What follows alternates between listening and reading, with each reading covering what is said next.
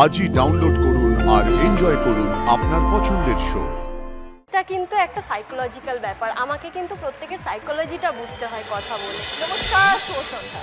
শারদীয়ার আগে আমার মঞ্চে জমে উঠেছে দুর্গাপুজোর কেনাকাটা। পঞ্চমী থেকে দশমী কি করবে, কি পরবে, কিভাবে সাজবে, সব উত্তর পাবেন আজ। নতুন নতুন হাল ফ্যাশনের পোশাক এবং অ্যাক্সেসরিজ সম্ভার নিয়ে চারজন দারুণ দিদি আমার মঞ্চে উপস্থিত। তারা তাদের দোকান আজ সাজিয়েছে আমার মঞ্চে।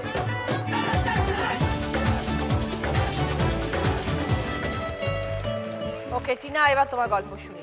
9 বছর হলো এই শাড়ির বিজনেস করছো, কিভাবে শুরু হলো? আমার খুব ইচ্ছে ছিল আর্টস নিয়ে পড়া, আমার পেইন্টিং আমার প্যাশন। আমার বাবা আমার এইচএস এর পরেই মারা যান, তো সেই হিসেবে আমি এটা কন্টিনিউ করতে পারিনি। তো আফটার ম্যারেজ যখন আমি কিছুটা টাইম পেলাম তখন চেষ্টা করলাম যে এই জিনিসটা, এই এত প্যাশন আমার, সেটাকে একটুখানি যদি আমি অন্যরকমভাবে নিয়ে যেতে পারি। তো সেই হিসাবে আমি নিজে ডিজাইন দিয়ে কিছু ডিজাইন কাস্টমাইজ করে চেষ্টা করলাম যে শাড়ির মধ্যে যদি সুন্দর করে কিছু করা যায়। হ্যান্ড পেইন্ট, বাটিক, আচ্ছা সব এগুলো থাকে। নিজস্ব ম্যানুফ্যাকচারিং ইউনিট আছে? হ্যাঁ, ম্যানুফ্যাকচারিং ইউনিট আছে। তো এই জিনিসগুলো আরও একটা জিনিসের জন্য সবাই আমাকে ভালোবাসে যে কাস্টমাইজেশনটা সবসময় আমি করতে পারি। মানে কোনো একটা ডিজাইন হয়তো সেখানে কালো আছে, কেউ বললো টিনা আমি না কালোটা ঠিক পরি না, আমাকে ওটা ওই জায়গায় অন্য কিছু করে দাও, পার্পল বা অন্য কিছু, তো সেটা করে দিই। ইনিশিয়ালি যেগুলো ডিজাইন করো সেগুলো কি সব নিজের মাথা থেকেই আসে ডিজাইন কি হবে কোন শাড়ির? না, সব সময় না, কিছু তো আমাদের আর্টিস্ট থাকেই, তাদের সাথেও আলোচনা করা হয়, বিদর বা তসর বলা হয়। এটাও গেছে পিওর হ্যান্ড কলমকারিতে। এই যে দুটো পার আছে, দুদিকে দুটো পার আছে, এটা কোটকি পার, কোটকির সাথে একসাথে উইভিং করা। এই 8-9 বছর নিশ্চয়ই বিজনেস অনেক বড় করতে পেরেছো। একদম, তোমার পরিশ্রম তো আছেই তার ভিতরে। একদম দিদি আছে। আমার অনলাইন ফলোয়ার অনেক আছে। উজান আমার বুটিকের নাম। All the best. Thank you দিদি, খুব ভালো থেকো টিনা, আরো বড় হোক তোমার বিজনেস। প্রিয়াঙ্কা, পারফিউম, কিভাবে শুরু হলো এই বিজনেস তোমার? আমি বাই প্রফেশন কিন্তু ইঞ্জিনিয়ার ছিলাম। ওকে। সিভিলে বিটেক করেছি এবং আর্কিটেকচার করেছি। তারপরে আমি বিভিন্ন প্রাইভেট ফার্মে বহুদিন কাজ করেছি এবং তার পাশাপাশি মডেলিংও করতাম আমি। এবং লকডাউনটা যখন পড়লো তখন পুরোপুরি আমার অফিস অ্যান্ড মডেলিং দুটোই বন্ধ হয়ে গেল। আর তার মাঝখানে হঠাৎ করে আমার অ্যারেঞ্জ ম্যারেজ হয়ে যায়। মানে ওই লকডাউনেই অ্যারেঞ্জ ম্যারেজ হয়ে যায়। জাস্ট 2 মাসের কথাবার্তার মধ্যেই অ্যারেঞ্জ ম্যারেজ হয়ে যায়। আমি না অফিস যেতে পারছি না, মডেলিং করতে পারছি। এবার আমার ক্রাফটিংয়ের ভীষণ শখ ছিল আর সুগন্ধি প্রেমী আমি বরাবর। তো আমি ভাবলাম কেন না কিছু করা যাক। তো আমি পড়াশোনা শুরু করলাম এটা নিয়ে, মার্কেট রিসার্চ করলাম। ধরুন ব্র্যান্ডেড ইন্টারন্যাশনাল বা সেলিব্রিটি পারফিউম বলে যেগুলোকে জানি, সেই প্রোডাক্টগুলোই কিন্তু আমরা যদি মলে পারচেস করতে যাই সেগুলো কিন্তু 8,000-9,000 প্রায় স্টার্টিং প্রাইস হয়ে যায়। তো তারপরে আমি জানতে পারলাম যে এভাবে পারফিউম করা যায়। তো আমি সেই জিনিসটাকে মাথায় রেখে প্রথম কথা হচ্ছে গিয়ে বাজেট ফ্রেন্ডলি একটা প্রোডাক্ট আনলাম।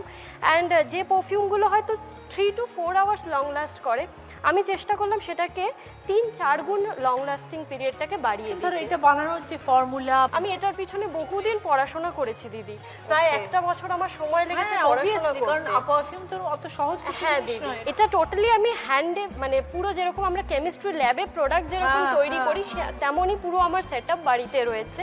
এবং সেখানে বসে কিন্তু আমার সারা দিন শুধু এই কাজেই চলে যায়। অনলাইন প্ল্যাটফর্মে কাস্টমার, মানে ডেইলি কাস্টমার 1,500-এর ওপরে। দেখো আজকে এখানে যারা দেখছেন তারা তো আর শাড়ির মতন সুন্দর দেখে উঠতে পারছে না, এখানে তো স্মেলের ব্যাপার আছে। আমি এখানে বুঝতে পারছি দাঁড়িয়ে যে কি সুন্দর আমার কাছে সুগন্ধি আসছে। দেখো তোমার বেস্ট প্রোডাক্ট কি? সেলিব্রিটি পারফিউমের মধ্যে যেমন এটা রয়েছে, যেটা আমাদের রণবীর কাপুর ইউজ করে, উনি নিজে শেয়ার করেছেন। তো এই পারফিউমটা একটু আমি আপনাকে স্প্রেড করে দিচ্ছি। তো ধরো তুমি তো অনলাইন মেইনলি করো। হ্যাঁ, তো অনলাইনে তুমি কিভাবে মানুষকে কনভিন্স করো যে এই স্মেলটা আপনার ভালো লাগবে, বা তারা তো স্মেলটা পাচ্ছে না? না, আমি শুধুমাত্র তোমার কথাতে তাদের। হ্যাঁ অবশ্যই, এটা কিন্তু একটা সাইকোলজিক্যাল ব্যাপার, আমাকে কিন্তু প্রত্যেকের সাইকোলজিটা বুঝতে হয় কথা বলে। এই জিনিসটা ওনারা পছন্দ করছেন, তা আমার কালেকশন থেকে ওনাদের এই জিনিসগুলো ভালো লাগবে। আর বড় বড় রেখেছে। হ্যাঁ দিদি, যে যেরকম সাইজ নিতে চায় সবার জন্য কাস্টমাইজেশন অ্যাভেলেবেল রয়েছে। তোমার এই বিজনেসে হাজবেন্ড সাপোর্ট করে? উনি ছাড়া আমি কিছু না, আমি বলতে পারি। আজকে বিজনেসটা এত বড় করতে পেরেছি শুধুমাত্র আমার হাজবেন্ডের জন্য। অল দ্য বেস্ট, থ্যাংক খুব ইউ ভালো সো থেকো। মাচ দিদি। ক্যামেলিয়া, এবার শোনাও তোমার গল্প।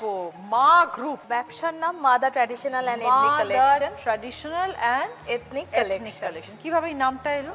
আমি ব্যবসা পরিবার থেকে একদমই বিলং করি না, ব্যবসার বটাও আমার মধ্যে ছিল না কোনো দিনই। ঘুরতে গেছিলাম আমার দুই ভাইয়ের সাথে, আমার হাজবেন্ডের সাথে। তো ওখানে পুরুলিয়াতে একটা গ্রামেতে আমি যাই যেখানে মানুষজনেরা ডোকরার কাজ করছিল। তো দেখে আমি ভীষণ ভালো লাগে এবং আমি ভাবি এত কষ্ট করছে, এই শিল্পগুলো তো আরও বেশি প্রচারে আসা দরকার। তো ব্যবসা শুরু করব, ওখান থেকে স্টার্ট হলো ব্যবসা। ভাবলাম ব্যবসার নাম মা দেব।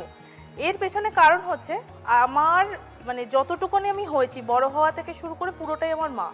মানে আমার বাবা কাজ নিয়ে ভীষণ ব্যস্ত থাকতেন, পুরোটাই মায়ের ওপর ছিল। তো এবার হলো মা গ্রুপ, এরকম আমার মায়ের মতনও তো আরও অনেক মায়েরা ছিল। তো তাদেরকে আমি একসাথে জোগাড় করে আমার মোটামুটি মা গ্রুপের এখন সদস্য সংখ্যা ৩,৫০০ মতন। তাদের জন্য এক্সিবিশন অর্গানাইজ করি, যেটা আমার এই কিছুদিন আগেই নেতাজি ভবন উত্তরপাড়ায় হলো। তো এইভাবেই আমার চলছে ব্যবসা। তো তারপর তুমি প্ল্যান করলে জুয়েলারি বিজনেস শুরু হ্যাঁ করবে। হ্যাঁ, ফার্স্টে আমি ডোকরা দিয়ে শুরু করেছিলাম। শুধু ডোকরার ব্যবসা করলে আমি এই মার্কেটটাতে থাকতে পারবো না, আমাকে ডোকরার সাথে সাথে এখনকার মানুষদের চাহিদা জিনিসও আমাকে রাখতে হবে।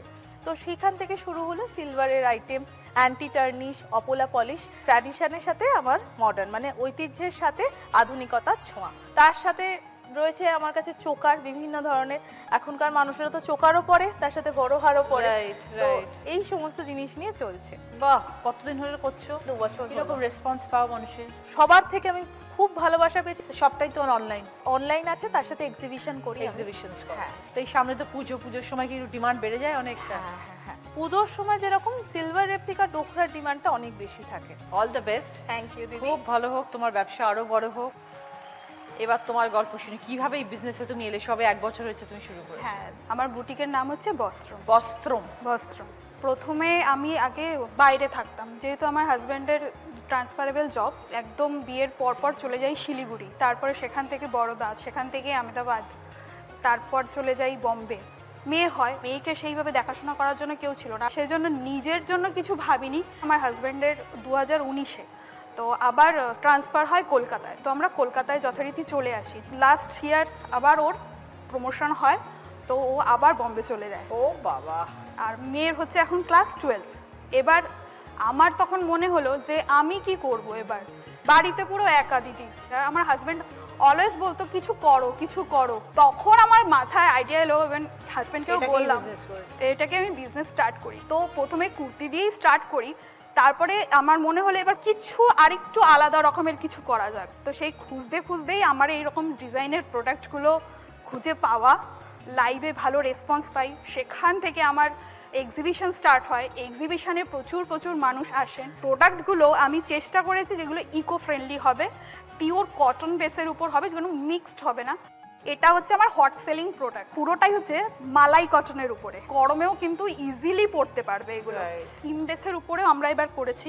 এটা কলকাতা থিম। হ্যাঁ, রিক্সা, ট্যাক্সি, আমাদের যা একদম কলকাতা থিম। কাপড়টা ধরে দেখো, এটা pure linen. All the best Arpita, অনেক শুভেচ্ছা। বিজনেস আরো বড় করো, আগামী দিনে নিশ্চয়ই আরো অনেক সুন্দর হবে।